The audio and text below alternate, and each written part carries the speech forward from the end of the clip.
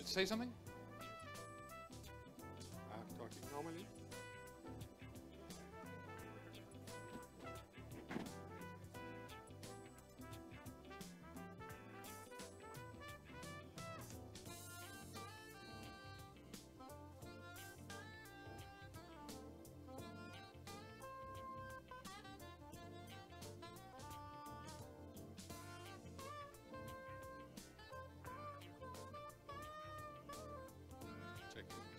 Checking, check, check, check.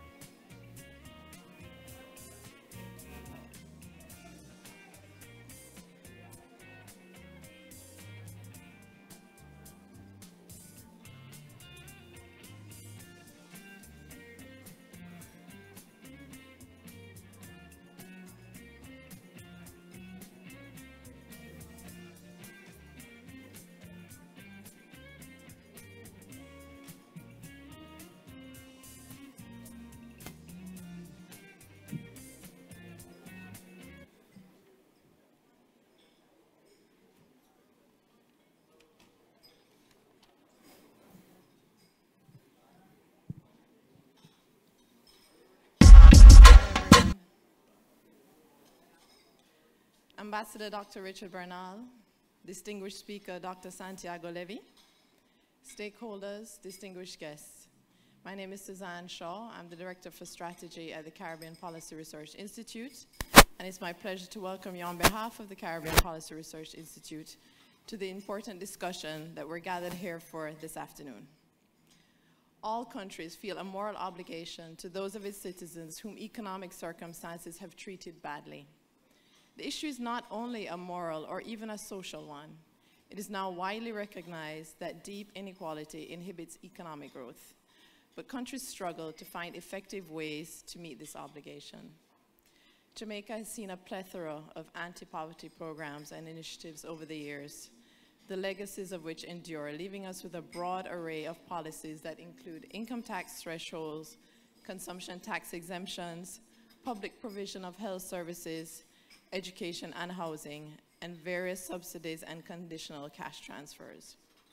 But this panoply of efforts has not been the result of either a coherent strategy or an appreciation of the effectiveness of each policy and its fitness for circumstances and needs.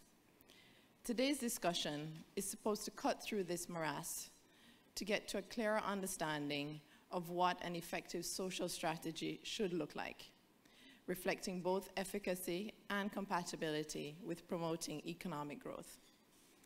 There are few people in the world with a more apt combination of knowledge of the relevant academic literature, practical on-the-ground experience, and appreciation of the administrative and managerial complexities than our special guest today.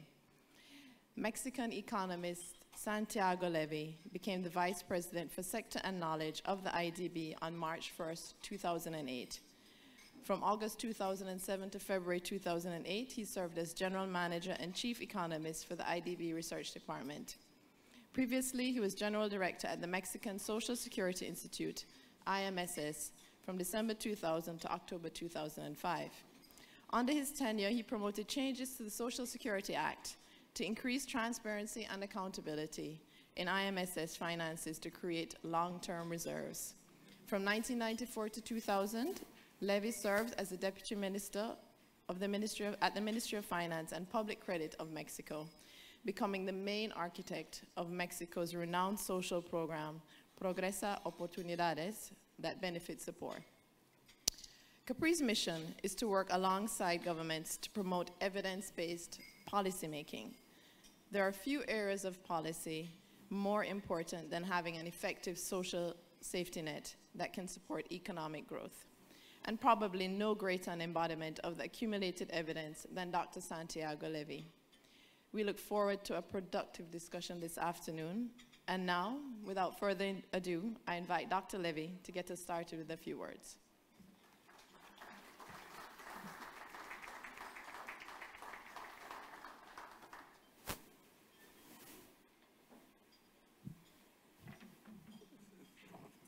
Thank you very much for the very nice introduction. And good afternoon to everybody, and also bon appetit. So I'm competing with the food, and I think it's going to be a lost cause. But that said, let me try to do what I want to do during this talk. But before, I want to thank Damien King from CaPRI. I want to thank Suzanne. I want to thank Peter John Gordon for inviting me. It's really a pleasure to be here with you. I also want to invite my colleagues from the IDB that also helped in putting together this discussion this afternoon. I'm at a disadvantage today because I am not an expert on Jamaica. I've worked some on social issues, as Suzanne mentioned to you earlier, but most of my work has been in other countries of the region. However, there might be some interesting lessons from what has happened in other places that are relevant to the Jamaican context, and even though I'm not so knowledgeable about Jamaica as all of you here are, what I'll try to do is I will try to make some bridges between what I perceive to be the context in Jamaica and some of the context and issues in some other countries. And then after that, we can have a Q&A, and I'm happy to have an open discussion with all of you. So with that said,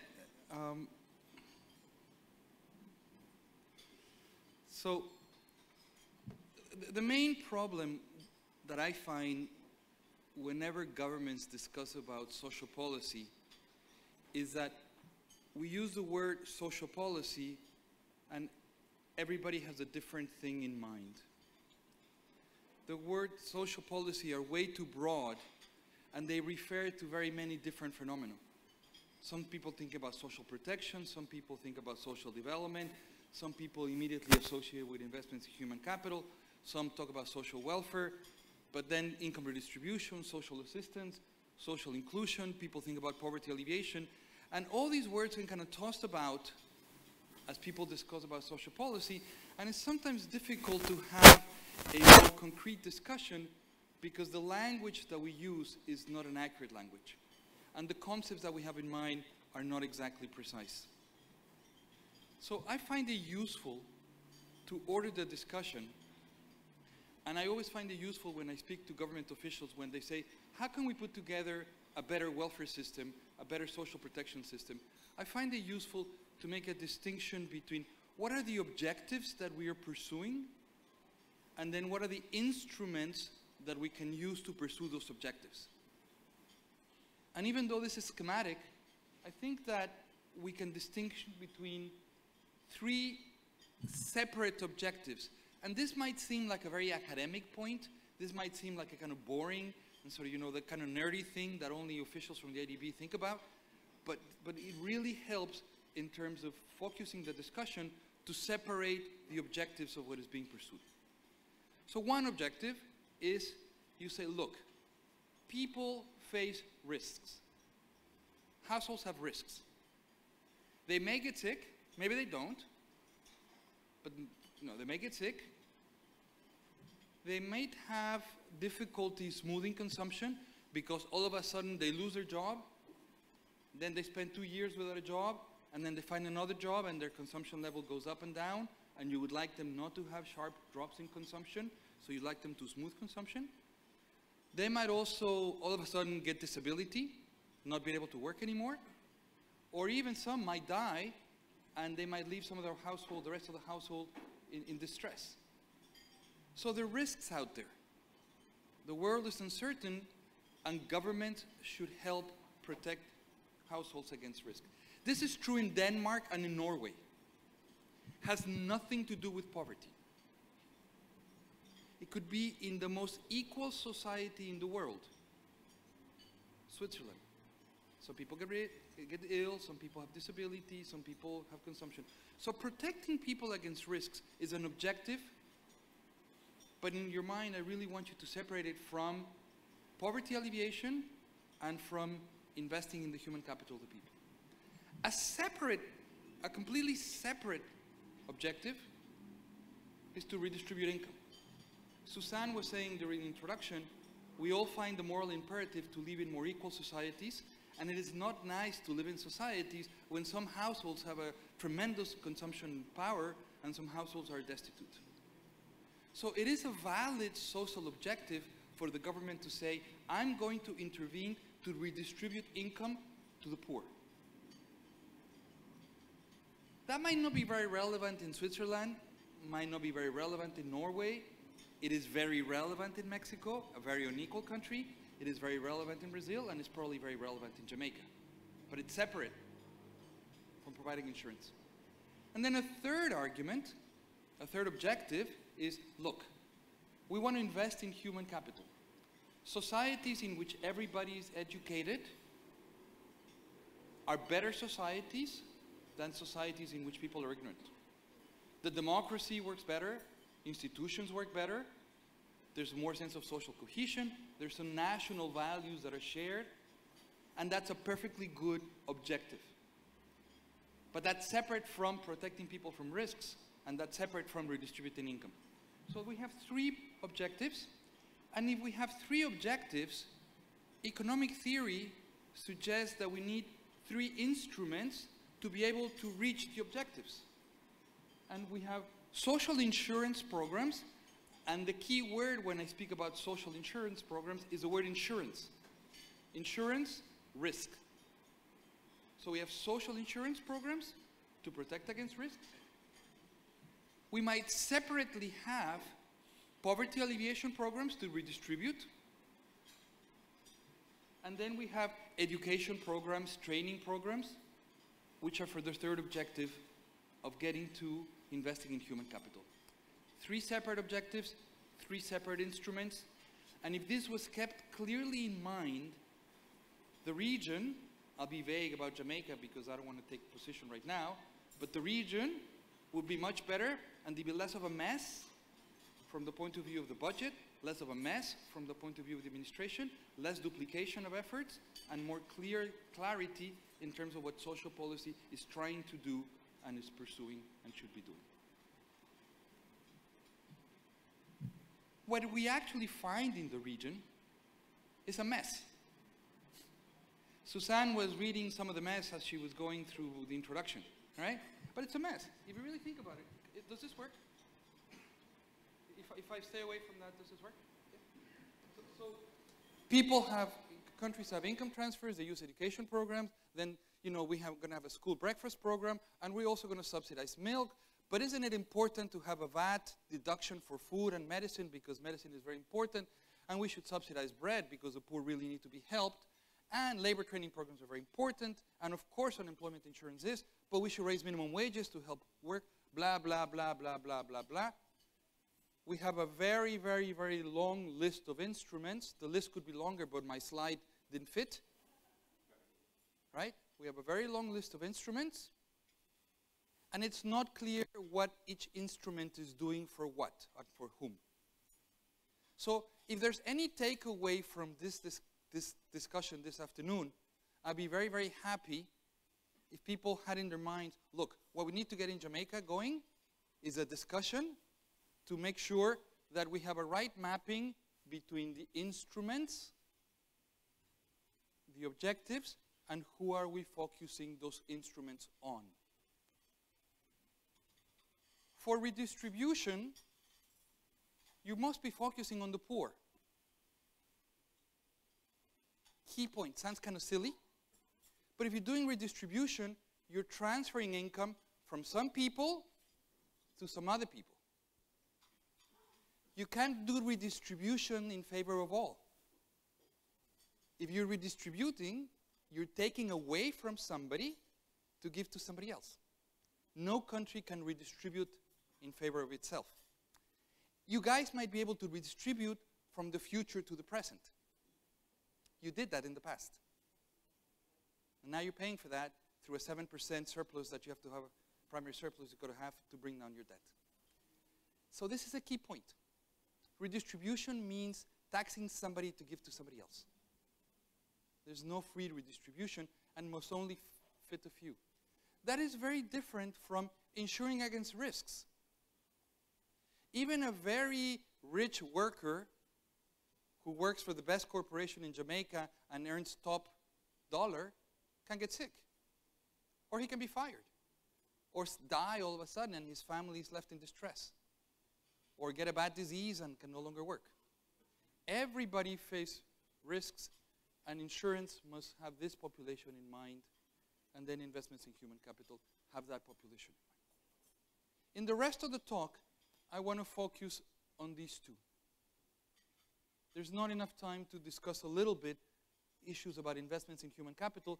This is a key component of social policy. There was a morning breakfast just in the room on the side, and there was some discussion about whether training programs are well-focused or they're not well-focused. I won't speak about that at all. I'll speak about these two, and I'll try to make some comments about the mapping between all these list of things that we have there and the objectives that we're pursuing with policy. So let me begin talking about poverty programs.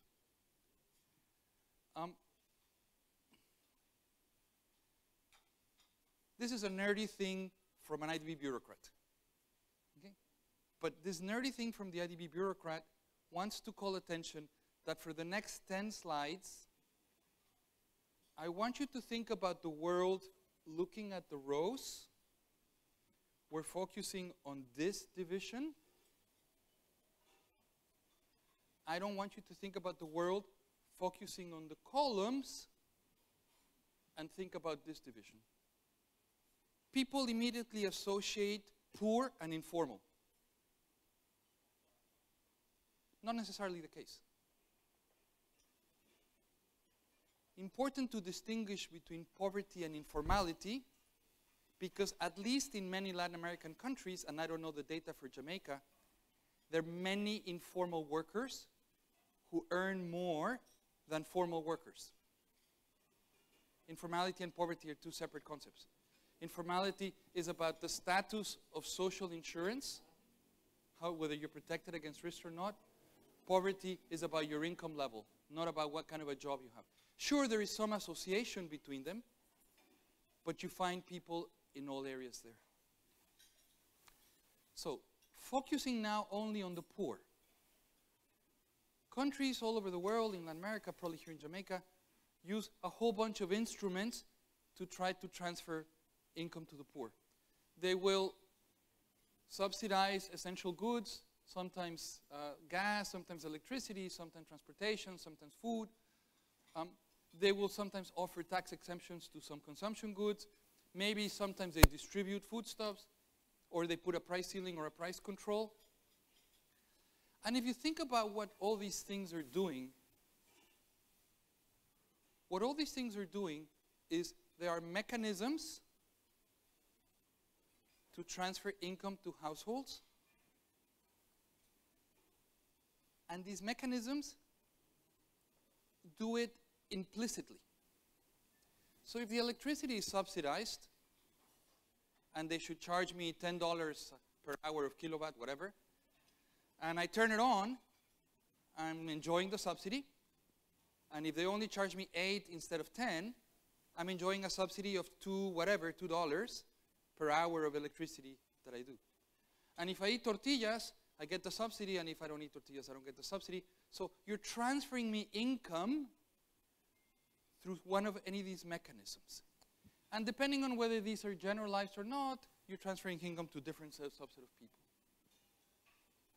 These might be targeted. Only households in the rural areas of Jamaica, in parishes XYZ, will have subsidized electricity, or they will get access to whatever. Or they can say, you know, in all parishes, it might be universal. Very importantly, they're all associated with some behavior. If you subsidize electricity and you don't turn on the light, you don't enjoy the subsidy, right? You've got to turn on the light to enjoy the subsidy. And if food is subsidized and you don't eat a lot of food, you don't get that much of the subsidy. You've got to eat more food if you want to get more subsidy. And if transportation is subsidized, blah, blah, blah. It's all conditional upon some behavior. And unless there are better alternatives, governments should be doing that, because the thought of leaving poor households without any support is, as Suzanne was saying in the introduction, not a moral thing that governments should be doing. So this is better than nothing. CCT's path, your path, which is similar to many programs that are like that in Brazil, Mexico, Colombia, Honduras, all over the place, Ecuador, is exactly the same thing. It's an instrument to transfer income. How many of you guys are familiar with tortillas? In Mexico, tortillas were subsidized for a long time. Tortillas are round things like that made of maize, right? So if tortillas are subsidized, they were transferring you income through round things made of maize. That was the vehicle to transfer income, round things made of maize.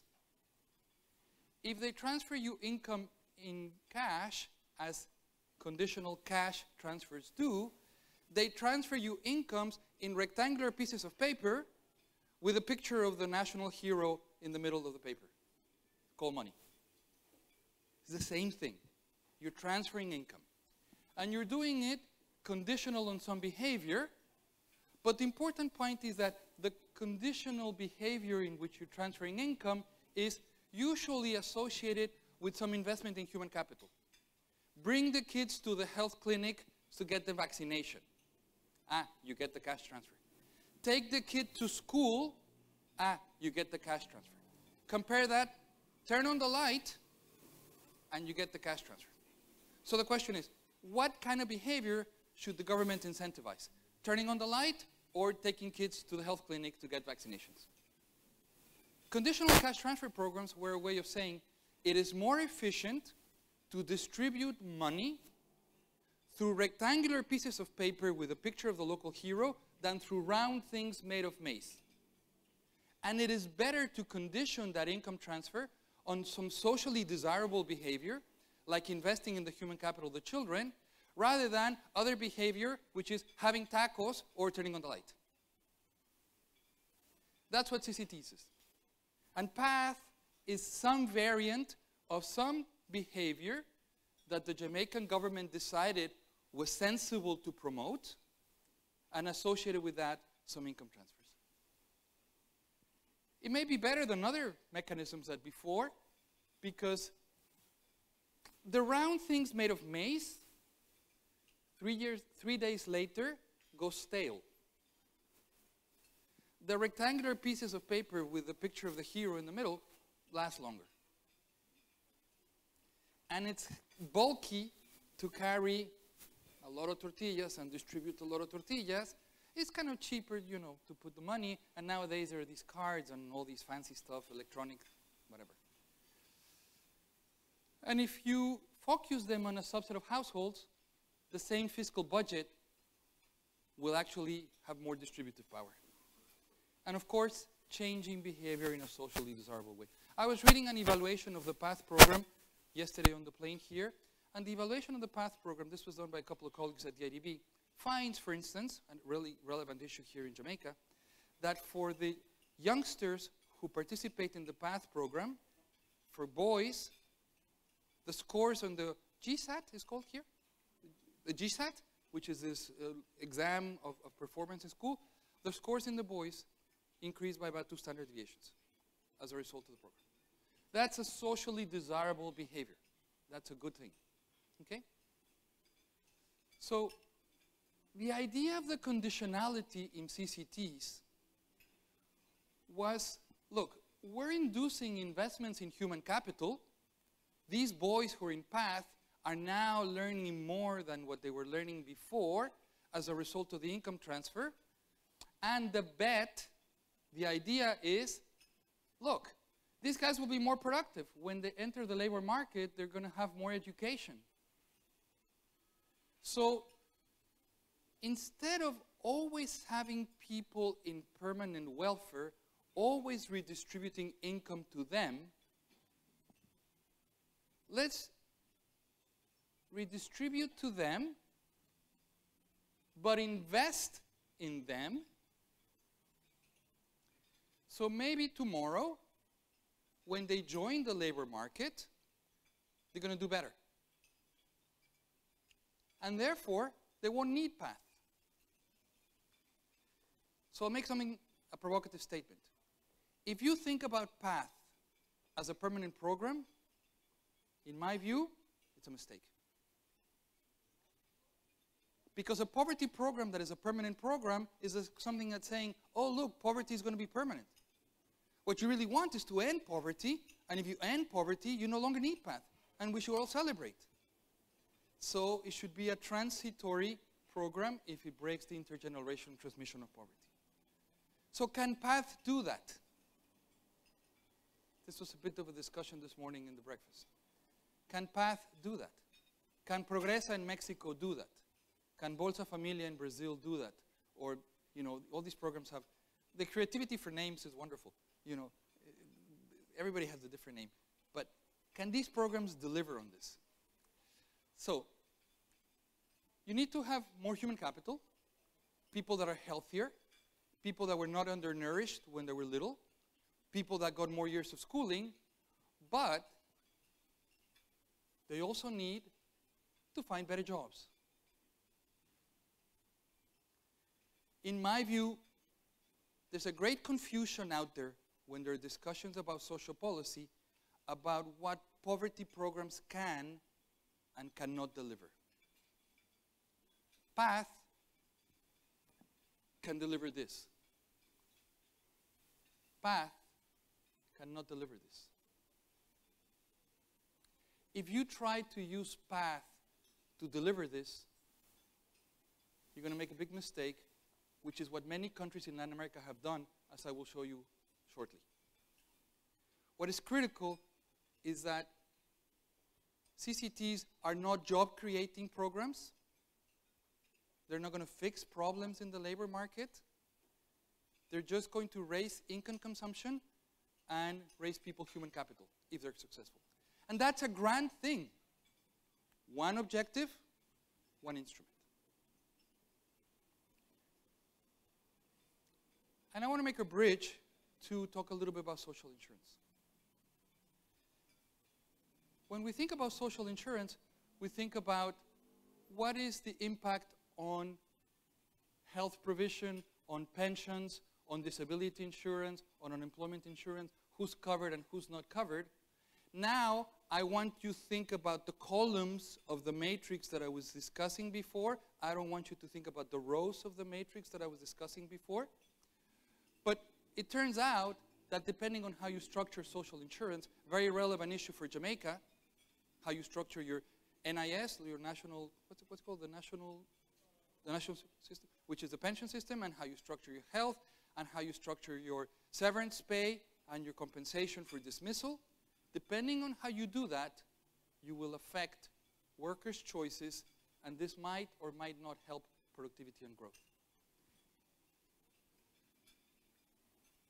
One nerdy slide, and then sort of more practical stuff. I don't know the Constitution of Jamaica. I haven't read the Jamaican labor law. But if you look at the constitutions of many countries of Latin America, and if you look at the labor laws of many countries in Latin America, they make a distinction between dependent workers and independent workers, and the laws treat the self-employed differently from family workers, and the workers that are in a firm are treated separately. I don't know what is the legal language used here in Jamaica, but broadly, workers are salaried if there's a firm involved.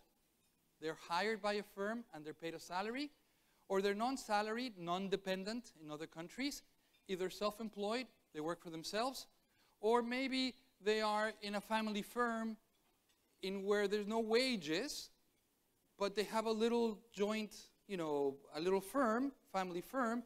They share profits, or they pay commissions, or whatnot. So if you drive around Kingston a little bit more, you do more than off. You notice people that are selling in the street. These guys are self-employed.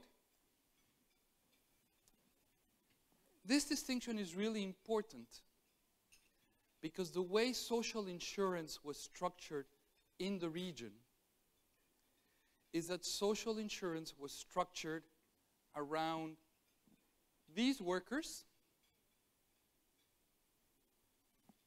and they left out these workers.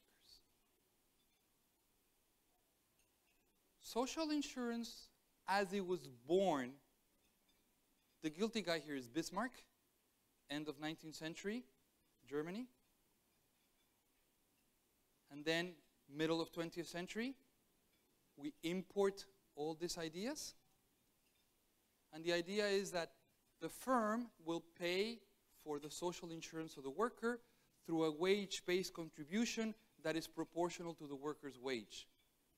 And in exchange for that, we'll give them, health, pensions, and depending on the country you look at, sometimes labor training programs, sometimes housing programs, sometimes child allowances, sometimes, they add different things to the bundle depending on the country that you look at, daycare centers, whatnot.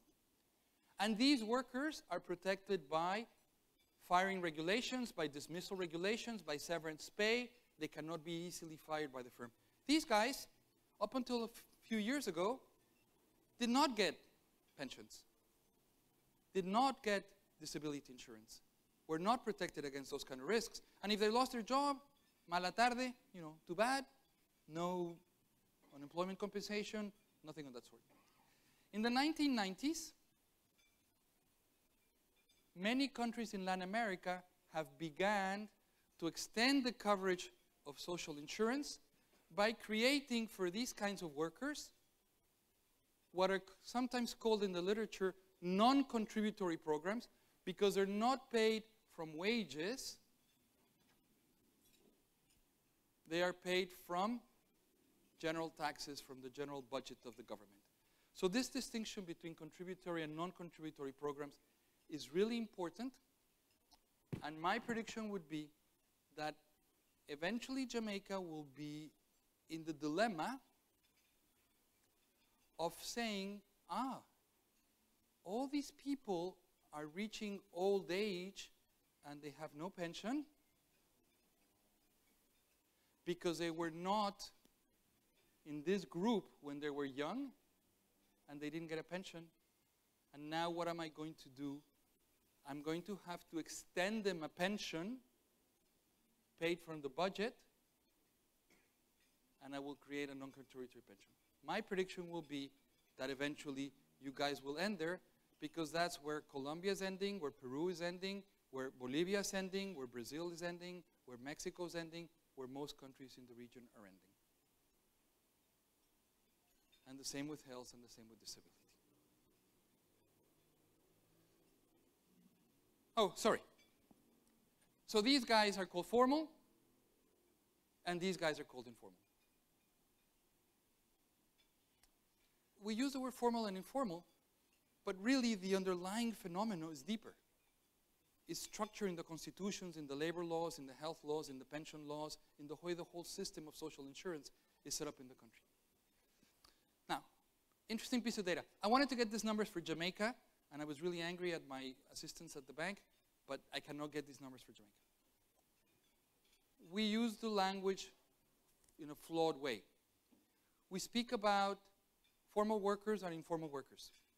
Now, data for Brazil, Colombia, Venezuela, Argentina, Mexico, Ecuador, Paraguay, and Peru says that many workers change between jobs. I am currently working for the Pegasus Hotel as a maid. I am salaried. The Pegasus Hotel is paying for my national insurance, and I'm saving for my pension. But 2 years later, for whatever reason, I lose my job, and I spend 3 years working as a self-employed at my house, and then 3 years later, I re-get my job back at the Pegasus Hotel, now also doing whatever, and I transit back and forth between formality and informality. These are the probabilities that people transit between the formal and the informal sector in 1 year. So just look at Brazil. In Brazil, 19% of the workers that were informal in 1 year, a year later, are formal. And transits are in both directions. So what does this mean? This means that the language that we use is wrong. We shouldn't speak anymore about formal workers. We should speak about workers that are present formally employed, because later they might not be formally employed. But note about this. Only when they're formal, they're protected by disability insurance and by life insurance and they're saving for their pension. Because when they're informal, they're not getting all these protections, right? Same guy with the same human capital.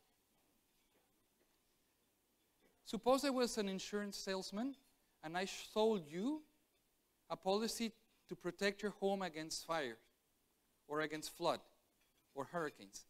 And I came and I said, look, Peter John, here it is, a policy to protect your house against flood or hurricanes.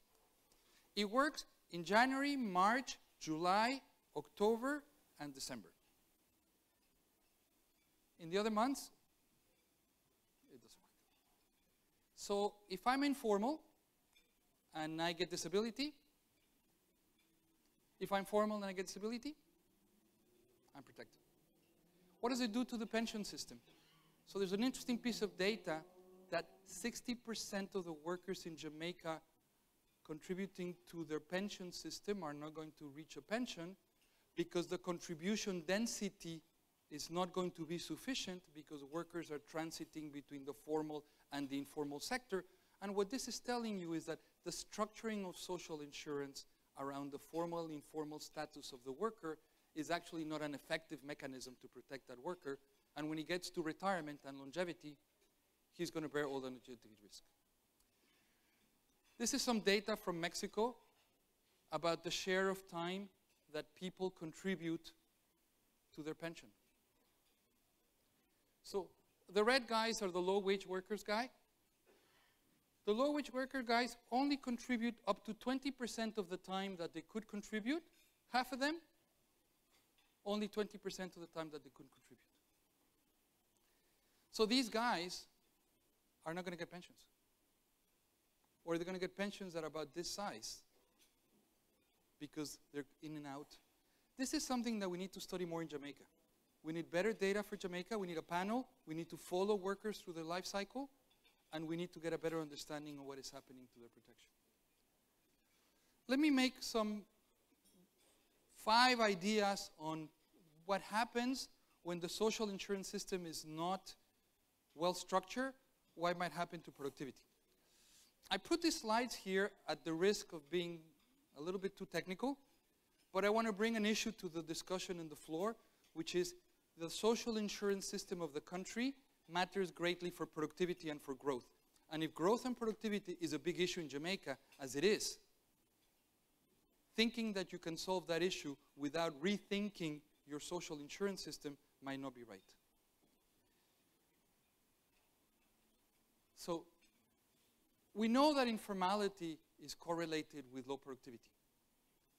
The bigger the informal sector of a country, the more it's difficult for productivity to go up. What causes informality really varies from country to country. And I don't have a full understanding of the problem here in Jamaica. It might be a combination of very high payroll taxes, and it might be a combination of, all this stuff. So we have to look more carefully.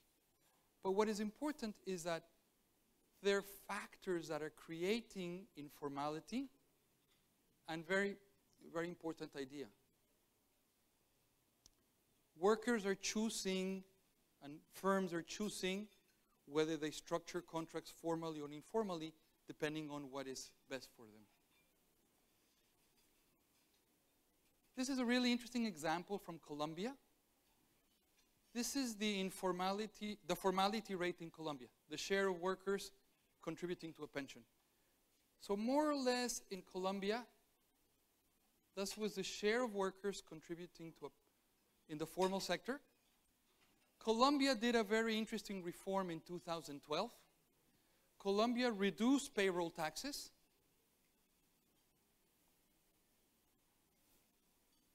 And some research that we've done at the IDB shows that after Colombia reformed payroll taxes, there was a large increase in formality. What this says is that firms and workers respond to these taxes and to the social insurance contributions, and if you change them, there's a change in the formal, informal decisions. In the case of Colombia, it was for the better. All right, now I'll show you one from my own country in which it was not for the better, and something that hopefully you won't do here in Jamaica. So, in Mexico, about 15 years ago, many informal workers didn't have access to health insurance because health insurance was associated with formality status. Only formal workers had access to health insurance. So the government said, this is terrible. All these workers in the informal sector, they don't have access to health insurance. We need to give them health insurance. And therefore, we will create another program parallel to the program that we have for formal workers, and we're going to give them health benefits for free. So think of this. The formal guys pay for the health insurance. The informal guys get it for free. And the firms know that if they hire a formal guy, they have to, in the wage, take away the health contribution. But if they hire an informal guy, they can say, look, I'll pay you a little bit more of a wage. I know you're not going to get health insurance, but don't worry. Relax. There's this new program out there that the government's going to give you for free. No problem. So this is the share of firms in Mexico that were hiring firms legally and illegally. And the econometric technique to identify what is happening here is trying to compare regions of the country in which this program was put into place with regions of the country in which this program was not in place. This is the moment in which the two regions diverge. And as the program is being put into place, firms begin to cheat more in the program, in the places where the program is in place. They begin to cheat more, and informal employment begins to increase. Okay? Now this is well documented. Now think about what's going on here. What is going on here is that the government is expanding social insurance. It's expanding health coverage. You know, everybody is clapping like nuts, right? The IDB is very happy, you know, the coverage of health insurance is expanded. The World Bank is elated. You know, the IMF report makes a nice paragraph that says, you know, health insurance coverage is increasing. You know, everybody says, you know, more social spending. What you're really doing at the same time, and that's all to the good, is you're undermining the productivity of the country to the extent that what you're doing is you're subsidizing illegal firms and you're subsidizing behavior that is contrary to productivity. Another quick example, Argentina during the time of Kirchner decided to extend to informal workers child allowances that only formal workers had. So these are the share of workers that were informal. This is the moment in which the Kirchner government decided to say, you know, informal workers also have a right to child allowances. These are the households without children and with children. And of course, the households that had children, the informality rate for the households increased substantially. So this example from Argentina also tells you, this is not a health example, this is a child allowances example, that people react to these incentives, and they might react in the right direction, like in Colombia. They might react in the wrong direction, like in Mexico and Argentina. I'm going to skip some more of these examples. Oh, one last one. This is a beauty from Ecuador. Okay? This is a beauty from Ecuador. So in Ecuador, they have a path. The path in Ecuador is called Bono de Desarrollo Humano, the Human Development Bonus. But it's the Ecuadorian path. Mr. Correa likes kind of contorted names. That's the path in Ecuador. These are the share of women enrolled in Social Security in Ecuador.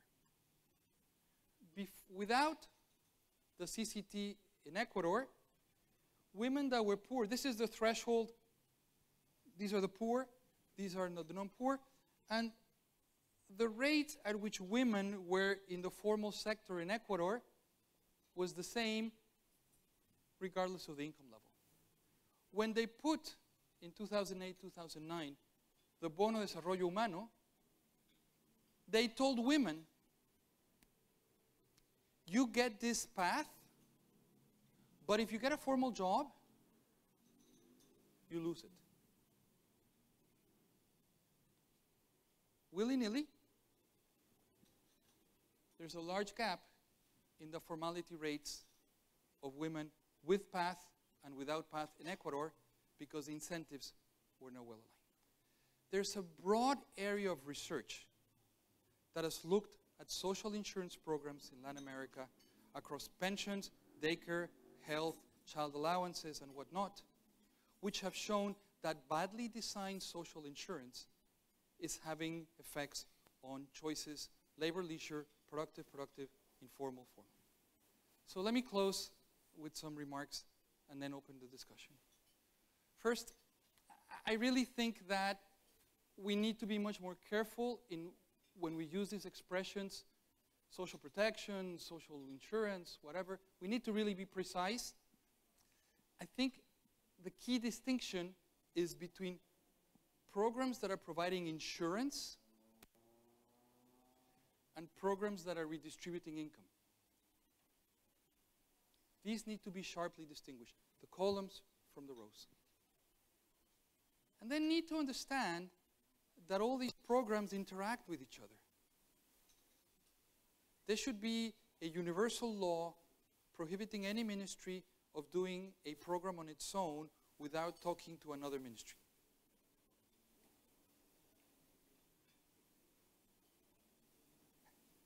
Article 1.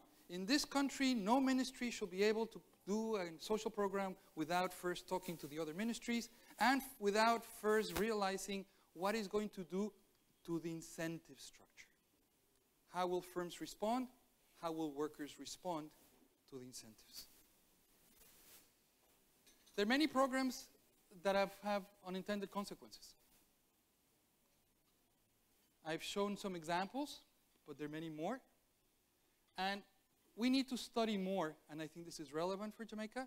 We need to study more special tax regimes. We need to study dismissal regulations. We need to study more payroll taxes. And we need to understand why, in Jamaica, there's so many people working informally. And if there are people working informally, they must be because there are firms hiring informally. So why are those firms hiring informally? We need to understand that. And then we need to understand that CCTs are a separate animal. They're not going to fix these problems. They might make them worse, like in the case of Ecuador, but they're not going to fix them. They can be very useful. They're not a strategy for poverty alleviation. They are not a substitute for social insurance. They are not going to fix the formal and informal issues of the country. And if you try to force them to do that, you're going to distort the labor market in ways that are going to hurt productivity and are going to hurt growth. There's a big discussion about when will people graduate from PATH. The answer is not in PATH. The answer is, when will we arrange and improve the functionality of the labor market? When will informality start to come down? When will social insurance extend? And when will we fix all the issues that are behind this discussion that is taking place here? We need to put all these together, because if that's not the case, all the investments that are being made on PATH, all these youngsters that are now having 2 standard deviations higher in the GSAT exams, are going to enter the labor market, and they're not going to find jobs that are better than what their parents had. Stop here. Thank you.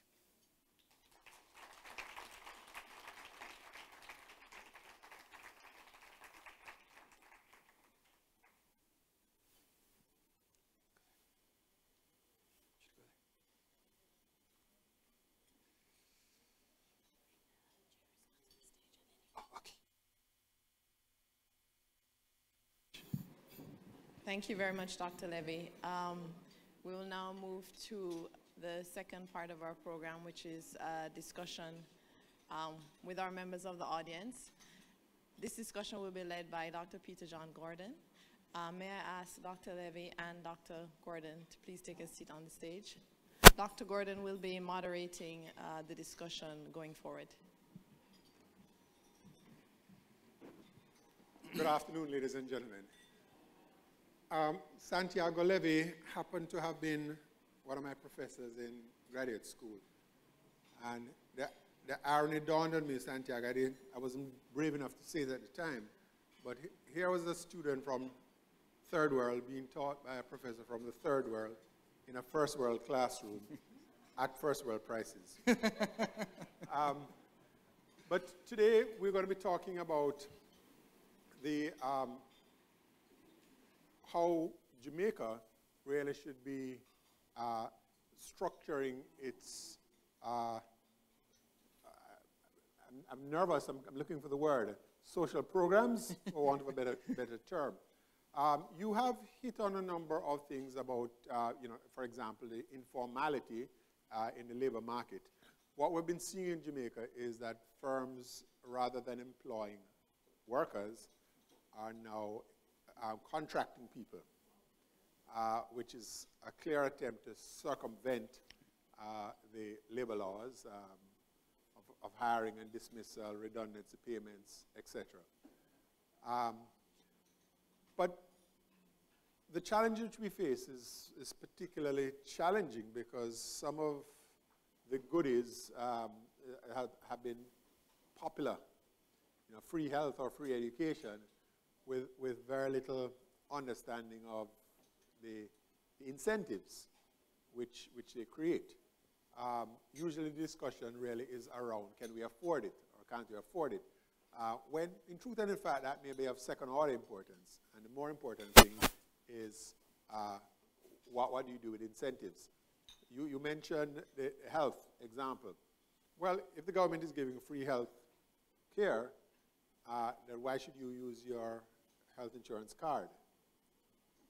So the insurance companies are getting a premium and having to pay out very little, and the public purse is suffering, and the conditions of the hospitals, of health facilities have been deteriorating.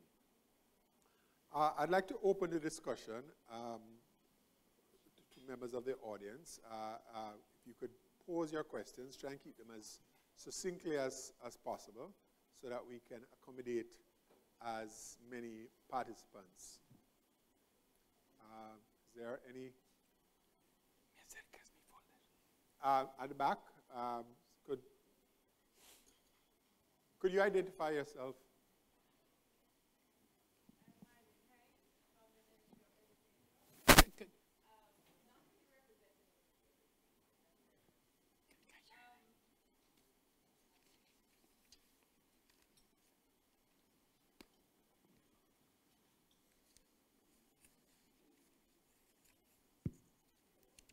Marlene Hines, Ministry of Education, but I am not representing the Ministry of Education. That's where I work. I am not so clear about Dr. Levy's understanding of the PATH program. You mentioned the continuity or permanence of the program, and it's not so clear whether you're meaning that, because we were discussing that here at the table, is it that you mean that the government at some point should phase out the program, or is it that you are stating that persons who start on the PATH program end up remaining on the program right through their lives? And if the latter is so, that is not what the program is about, right? Should I? Go ahead. Thank you for that very pertinent question, because it allows me to elaborate a little bit more. I do not think that the government should phase out PATH program at all. What I'm suggesting is that the real policy challenge now is to try to improve the functioning of the labor market so that the people who are benefiting from PATH can actually take full advantage of the education that they acquired as a result of PATH. The program should continue, but the number of households in future years that would be needing the program, and I'm not talking about 2019, 2021, I'm talking about 2030, 2035. As new generations of students youngsters from Jamaica benefit from the program, when they enter the labor market 15, 20 years from today, they should be getting better jobs. And their children then maybe are no longer in families that qualify for PATH. So to synthesize, PATH should continue, but in parallel, we need to do other things so that the education that is being acquired by these youngsters can be fully used in the labor market, and eventually their real wages go up and poverty in Jamaica begins to go down. There was someone else at the back? Yeah. Good afternoon. My name is Helena Wilkinson. I wanted to pose the question, I don't know if it has been done in other parts of the world, but the idea of small amounts. I think a problem with Jamaica in a slave society. Sorry, could you just repeat small what? Small amounts. Small amounts. Right. So when you collect a little bit, you know, in Jamaica we say one cocoa fill basket. What happens to the people when their basket is empty because somebody has taken their one cocoa? It's a problem because it's not just about the banks. It's about all the institutions that then take people's small offerings, then trash them when they become older women in the churches. even if there are no, the women are supposedly praised to be leaders of churches. People take the small amounts, it adds up. And at the end, people's dignity, I have put $2,500 in the bank. And because you have a policy that you didn't have at the time, or maybe by the time I get to the point where I can't hear or see or even walk to the bank, there's no money. And that $2,000 could pay that person. For example, case in point, you get stung by a bee. Seems simple, but you can't get private care, which costs $2,000. That is not even, that is way below even what the bank say you should have in your account. The person could lose their life, lose a limb. What policies and what arguments could be brought forward? There's a humanitarian thing, there's a heart. But how can the law assist people that at the end of the day, the little they have? People don't want a lot. People can spend 100 Jamaican dollars now, go downtown, and they can get something to wear. They can get food to eat because the people on the street in the markets are generous. If they see you have $20, they say, all right, we will work with it. So I'd like you to suggest how we could carve an argument, like the civil rights movement, to change the way of thinking that everybody can at least stand up at the bus stop, even if we can't drive on the bus. Thank you.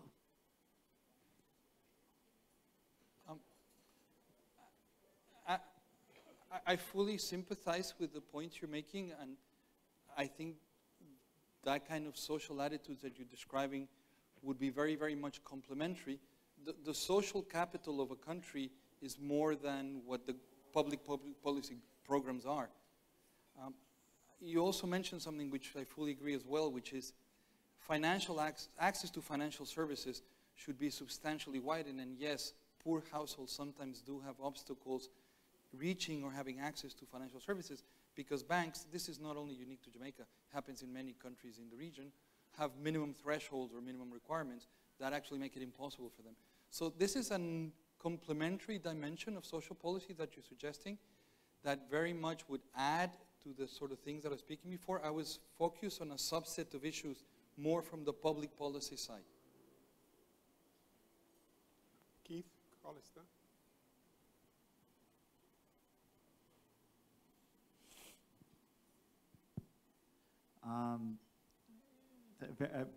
I would say a brilliant presentation.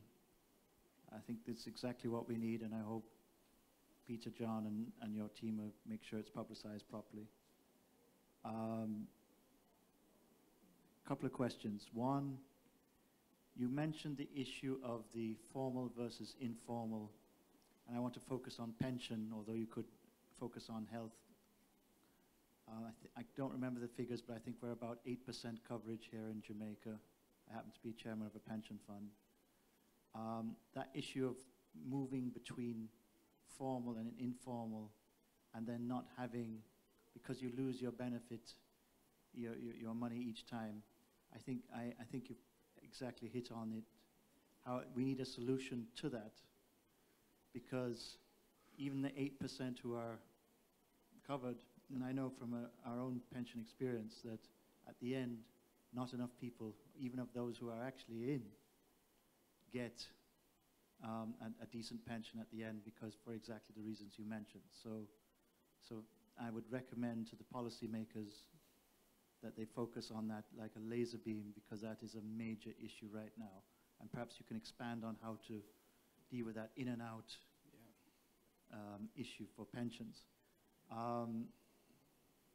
I have some other questions, but maybe I should just let you answer that first, unless you want to go with a couple more. Keith, we're going to try and... Sure. All right. Well, we may reach you in another round. Well, I probably won't be here. That's okay. But perhaps you just start with that one, because that, I think, is... oh, well, the other one is the redundancy. We have a redundancy law in Jamaica. The view of the business, and I'm wearing a business community hat now, is that 99% of cases go against the employer, which is remarkable if that is true. I think someone should do a study on that at the University of West Indies. And what I think it suggests is that the game is rigged against the employer.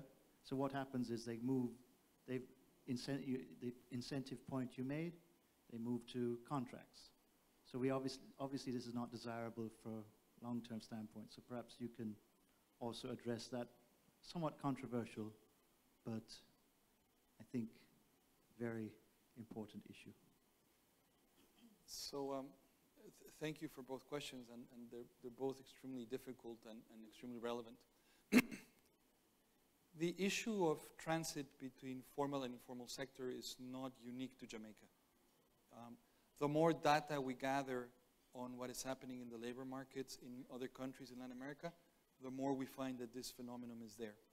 And it shows up in the pension funds, whether they're individual accounts or they're pay-as-you-goes, because you see that the contribution densities are low.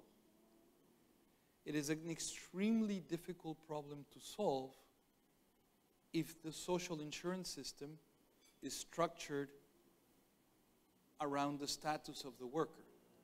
Because most workers will discount the future heavily. They are in need of more current consumption, so sometimes they're cash constrained. They sometimes face other difficulties. And for somebody who's 30 years old, to tell him that he has to put away 10% of his wage or 12% or whatever is the contribution rate in Jamaica, when he's going to be 65, 35 years from where he is today, is very, very long run. So the systems work in the contributory component by obligating him to save. They don't ask him his opinion. They just deduce from the wage the pension contribution and put it into whatever, the general fund or the individual account. But there is no way of obligating somebody to save when they are self-employed.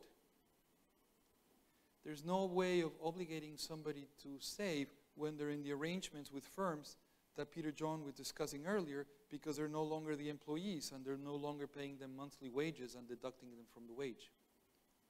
So, in my own personal view, if we continue to think that the source of funding for the pension is the wage, we're not going to solve this problem. We have to think of an alternative source of where the contribution is collected. In other work, I will not speak about this now because I know it's controversial. My own thinking has led me to, rather than taxing workers at the factory, so to speak, tax workers at the store and switch the funding source to consumption taxes from labor taxes. This has other complications that I don't have time to speak about here. But at least it would reach something, which is that everybody contributes to their pension 100% of the time. And therefore, when people get to be 65, and that eventually will happen, you will not face a major social crisis that you will face if you continue without half of the population not saving for the pension. So that's on the pension. On the redundancy, yes, it is a controversial issue. So I think what we need to do is find a better way of balancing two important objectives. We certainly want workers to be protected against the loss of employment. I don't think anybody would argue against that. You do want, when a worker loses a job, to have an alternative source of income to smooth his consumption. The question is that best done through a redundancy payment, or is that best done through unemployment insurance? The beauty of unemployment insurance is that the firms pay every month to the unemployment insurance fund. So when the worker has to be made redundant, which is when the firm is having a bad time, the firm has already prepaid for the unemployment insurance. But when the firm is having a bad time and has to make the worker redundant, then they have to find the cash to pay the redundancy payment, and they'll go to court. And the guys, at least in Mexico, and I can speak this for first-hand experience, the guys that benefit the most are neither the firms nor the workers, but the lawyers in the middle. So the real question is, not should we or should we not protect workers against the loss of employment? I think the answer to that is yes, we should. The question is, should we do it through a mechanism that is more effective or less effective? And that's what I think we need to sort of put on the table. I think, Santiago, you are on the edge of a very important issue too, the issue of who should pay. Right. Should it be paid by the firm? Should the worker contribute? At the risk of being run out of town, there's a bit of social legislation in Jamaica. It's called the maternity leave law. And it's the requirement of the firm to pay for maternity leave. But if you look at the unemployment rate of males against females, especially in the child-rearing age, it's twice as high for women as for men. These are not unconnected. A firm about to hire somebody out of school, you know, two youngsters showing up, roughly the same education, age 21, 22, the firm is pretty sure that somewhere over the next 5, 6 years, that female is likely to go on maternity leave while the male is not. And so a bit of legislation which was aimed at protecting something that was socially desirable, but it has a perverse effect that it's preventing women, and the only reason why it doesn't show up even more is because the women are outperforming men academically so much. So the question that this raises, therefore, is that if the society felt that maternity leave is a good thing, then why is the society paying for it? Why do we say that, okay, we've all decided that something is good, now we point to some specific person and ask, why don't you pay for it? So that's a really important discussion, and I think there are two separate dimensions to that discussion. First, I think there's overwhelming evidence that maternity leave is very good for the family, but it's not only good for the family, it's good for society. There's overwhelming evidence that early child development, early child stimulation, and the interactions that occur at that stage cannot be substituted. So my own view, and I think the empirical evidence that is out there, is that maternity leave is something that should be funded and should be an important component of the country's social policy. A separate question is, what is the least distorting source of revenue for that maternity leave? Any tax, any source of revenue will induce some kind of distortion. What Peter John was saying is, if you make the individual firm pay, what the firm will try to do is to escape that provision by changing the gender composition of its hiring or the age composition of its hiring. And so the objective is partly nullified by the reaction of the firm. So one thing you could say is, look, both men and women, papis and mammies, they both benefit from maternity leave, so she should be gender neutral and it should be paid by all. The firm would not distinguish between the gender of who's hiring and not who's hiring. Another is to say it's paid by all ages, because the benefits to society are borne and received by everybody.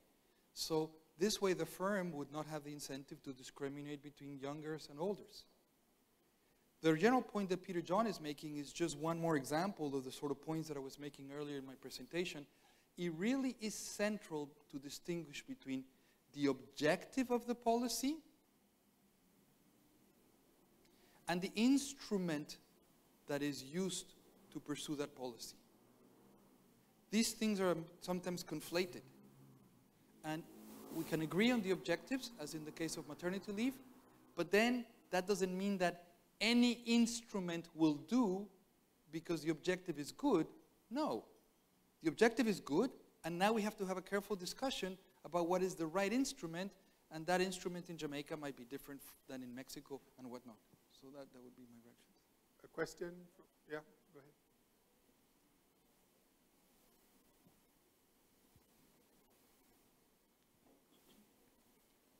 Good afternoon, everyone. I would like to congratulate CaPRI for once more putting something extremely important on point. And I just want to say that there are many problems with our system of insurance and the care of retired people in Jamaica. A case in point, there are several teachers at this time who have spent their years giving 150% to the educational system of Jamaica and have no pension. Some of them were told when they graduated in the 70s that after 10 years they would be entitled to a pension.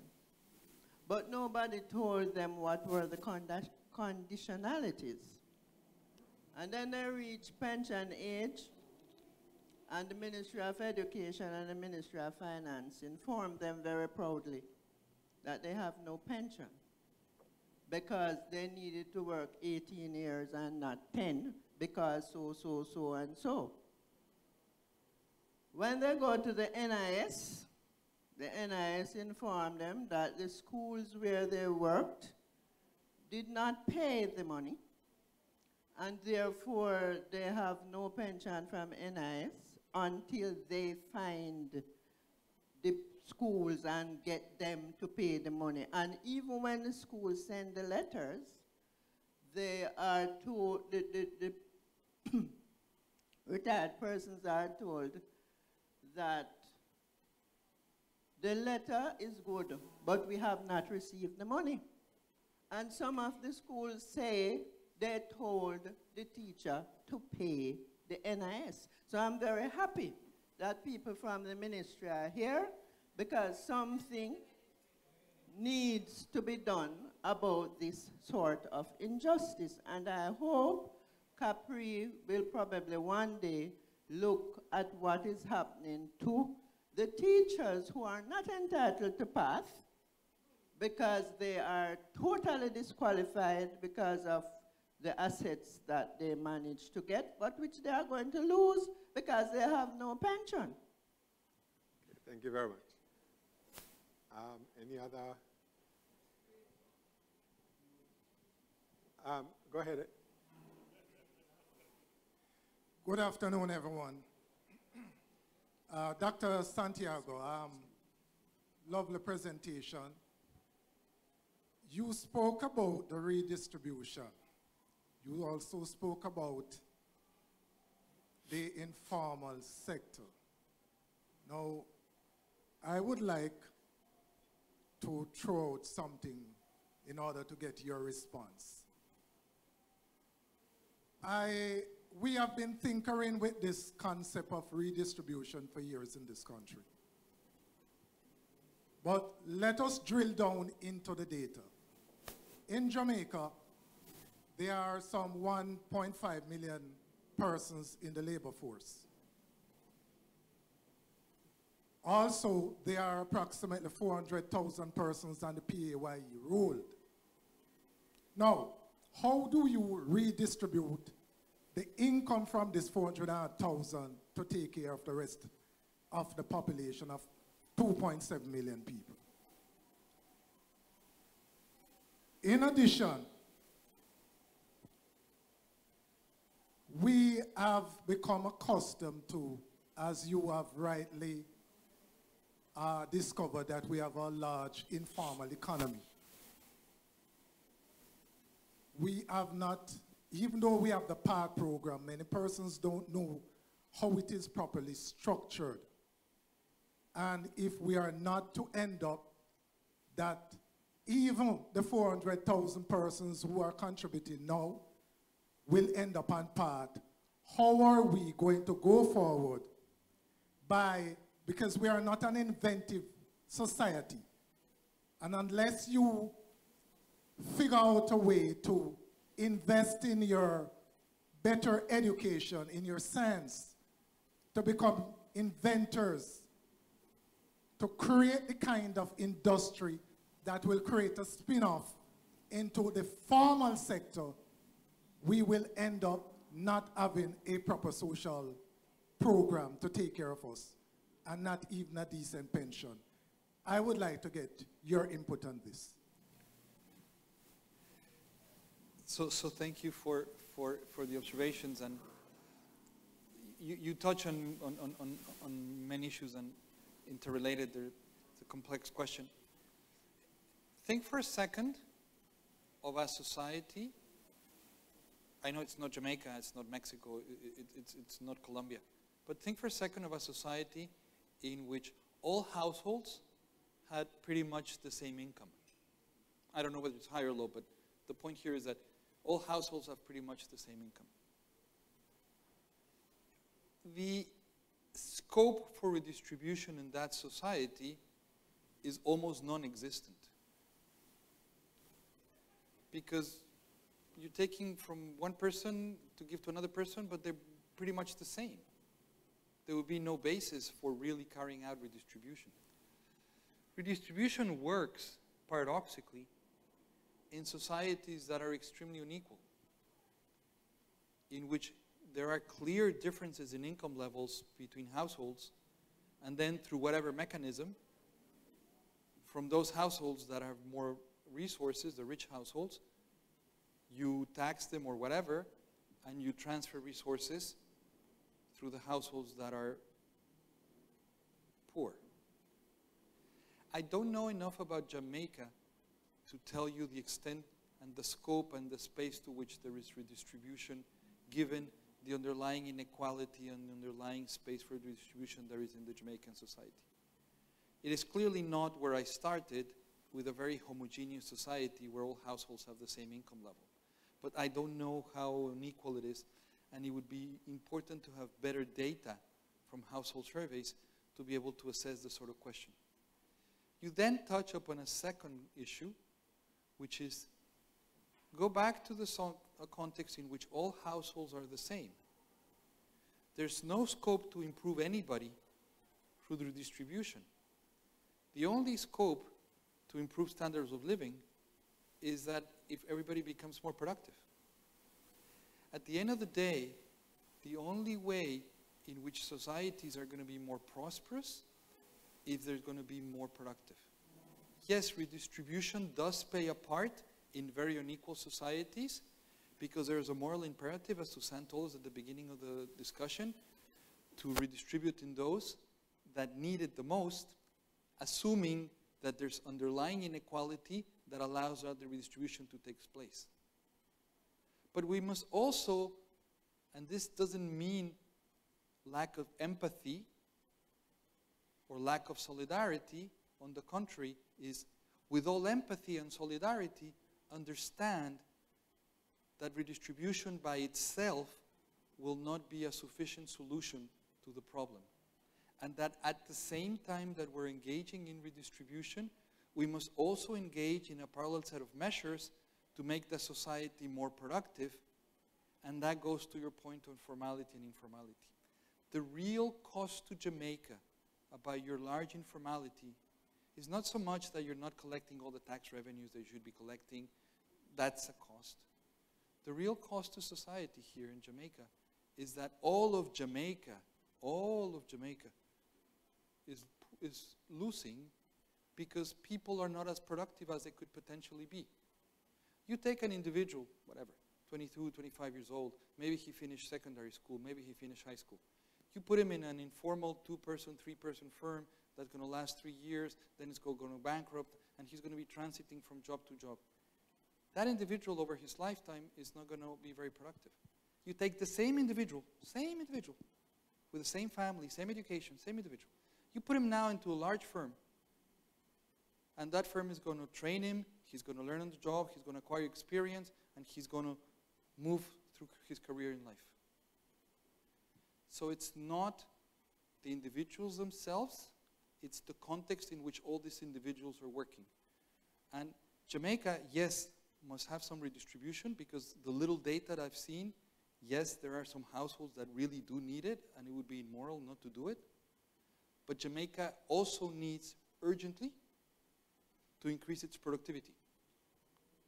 And the best way, in my view, to do that is to try to really tackle with these very tough and difficult issues associated with your large informal sector. If I can just point out, different government policies sometimes lead to different redistribution. We've been speaking in the context of redistribution from the wealthy to the poor, but sometimes policy has the exact opposite, right, where it redistributes from the poor to the wealthy. Right. Let's take the issue of direct versus indirect taxes. Now, there's a whole host of economic literature in favor of indirect taxes. It's easy to collect, everybody is paying, you can, as Santiago pointed out, you can collect from everybody towards their pension from it. Well, about 2 years ago, we had a, $1.5 million thing. A threshold was raised, and commensurate with that was a shift from direct taxes to indirect taxes. Well, who were the beneficiaries? The beneficiaries from that were the people who were above the income threshold and whose income went up to, well, above the threshold, and you could benefit to the tune of 1.5 million, I think it was. But at the same time, there was an indirect tax package to pay for that. Now, who pays for that? Everybody, including those who were not the beneficiaries of the raise in income threshold. In other words, the very poorest in the society had to pay for it, at least a portion of it, and they got absolutely no relief, right? So in doing public policy, there are trade-offs to be made. It's, as Santiago pointed out, no one instrument solves all problems. And sometimes you trade off for some insurance, you trade off some incentives or otherwise.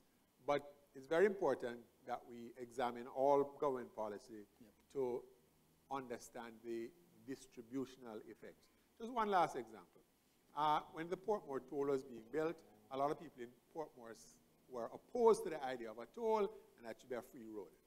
Well, you'd have some farmers in St. Elizabeth and some very poor people in Westmoreland helping to pay for that road who would never ever drive on it, right? So that would be an example of the poor transferring resources to people who are better off than they are. Can we take an, yeah? Yes, I think you had touched on quite a few of the things I was about to ask. So I'll just move on to one other point about, you mentioned about the large size of the shadow economy, which is a big negative for the economy as a whole. And this has been something that has affected both how public policy is implemented and the benefits that we are expected to get from it.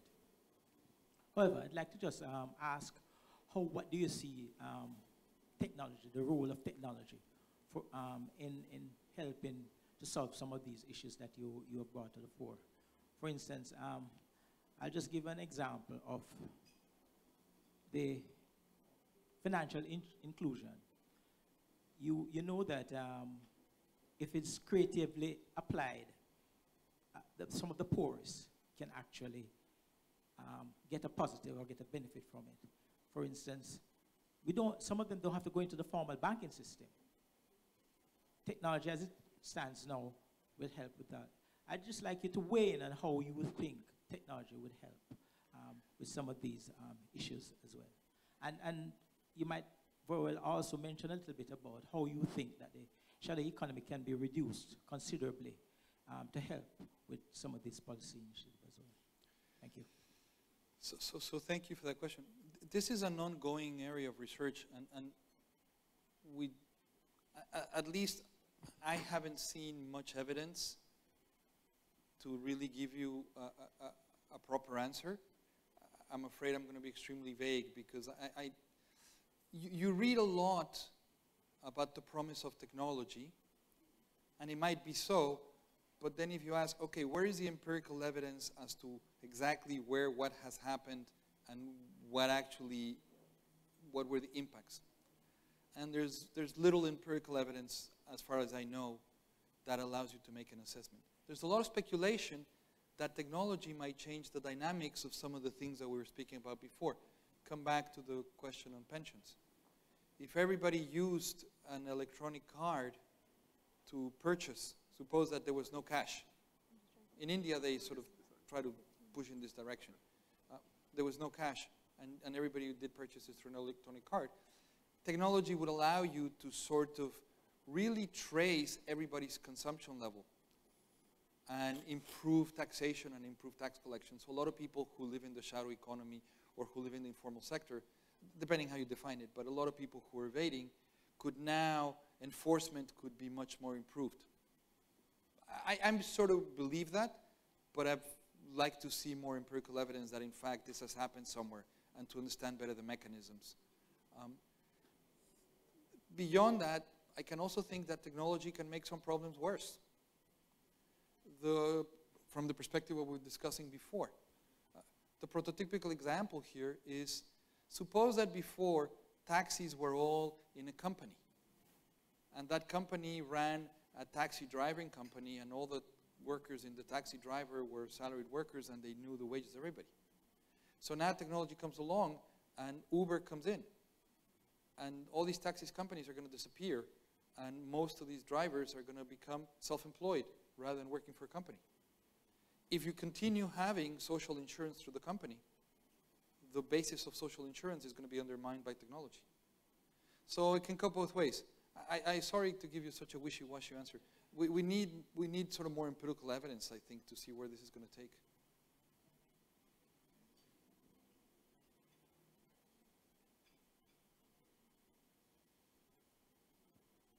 Thank you.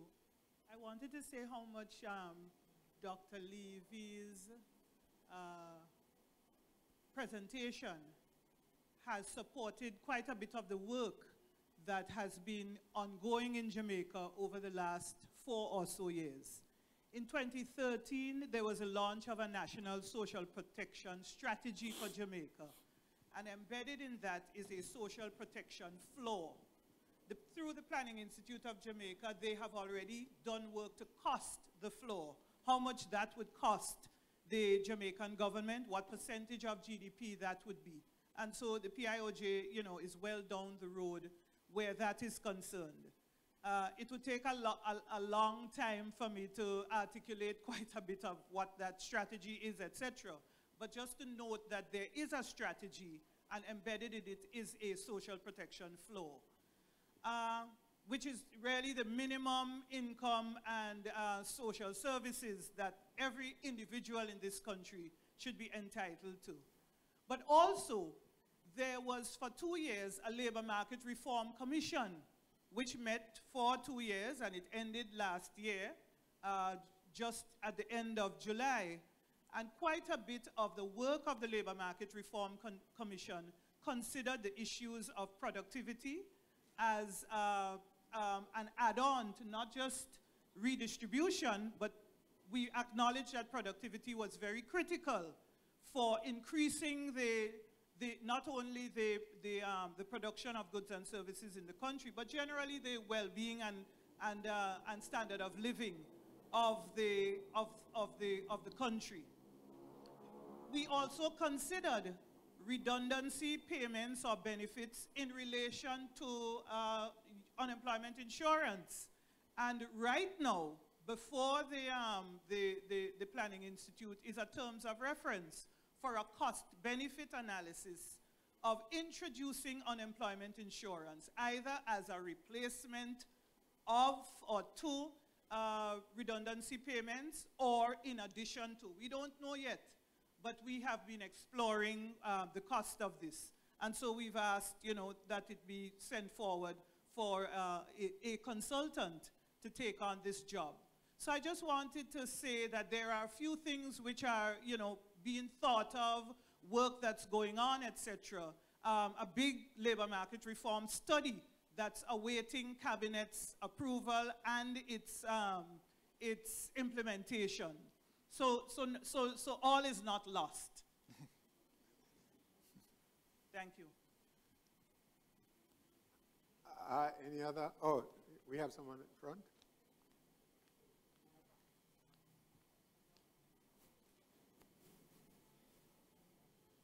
Good afternoon. I must say I truly enjoyed the presentation, and you share some of the very same sentiments I have. And one of the questions that I have is that I would like, I'm not sure why persons like yourselves aren't giving the government a bit of advice in terms of productivity and so on, if that's not happening already. But in terms, I was hearing persons talking about pensions and employment. And I work in youth development, and one of the things when young people are asking about work, a lot of the opportunities that are presenting themselves now that the government is investing in, it's around the BPO industry. Which industry? BPO, the call center industry. Yes. So basically what we're finding is that in the BPO industry, persons are working on contracts. They're not going to get pensions and all of these things that we have been discussing when we're talking about this as a means of improving productivity and basically growing Jamaica's GDP. But basically, if you look at all the requirements and everything that these BPO industry in general covers, is that it doesn't really fit the quality or decent work if you're looking on sustainable development goals. So what advice would you give to the government in terms of using the outsourcing or the BPO industry as a way of growing or improving productivity or growing the country's GDP? So that's a really interesting question, and it kind of, as I understand it, and I really don't know what is going on in Jamaica, so I'm answering on the basis of what I understand to be outsourcing in other countries, so I might be wrong about what I'm going to say. With that caveat,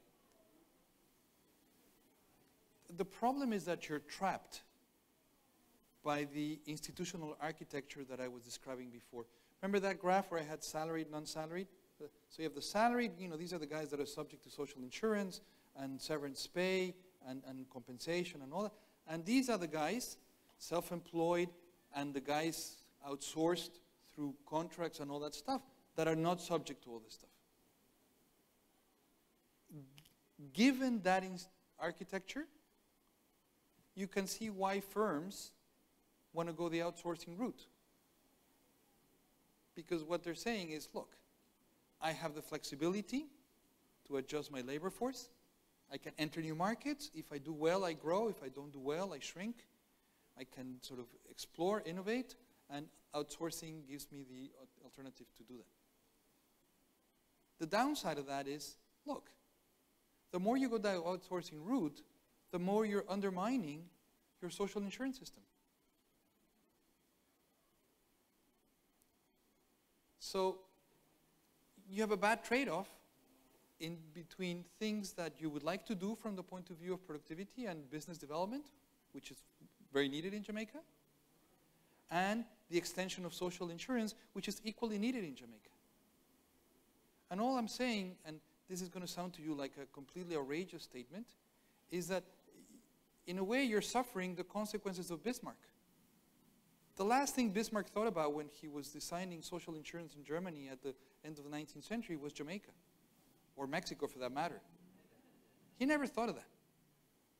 But we're still thinking like him. And we're trapped by him. And now we're cornered between outsourcing as something that we half like because it has all these benefits, and we half don't like because it has all these other negatives. And as long as we're trapped by Bismarck, we're going to be facing these really bad trade-offs. We have time only for one more. Anybody with a burning? If not, I think we are at the end of the discussion, and on your behalf, I'd like to thank Santiago Levy, but we're going to get an official thank you from CaPRI.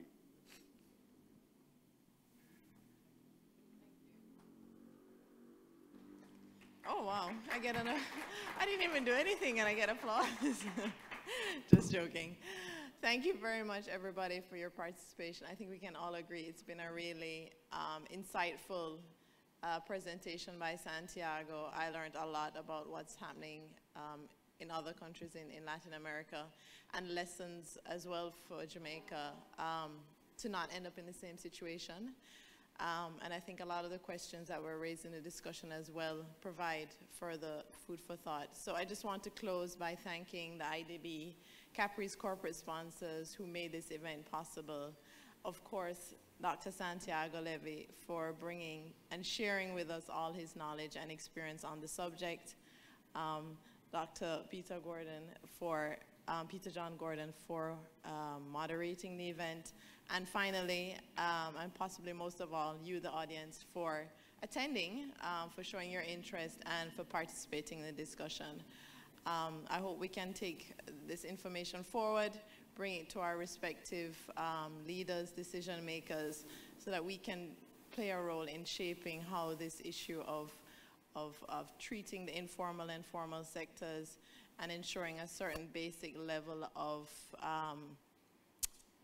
care for our most vulnerable, and issues of redistribution of wealth going forward. Thank you once again, everybody. Have a good afternoon.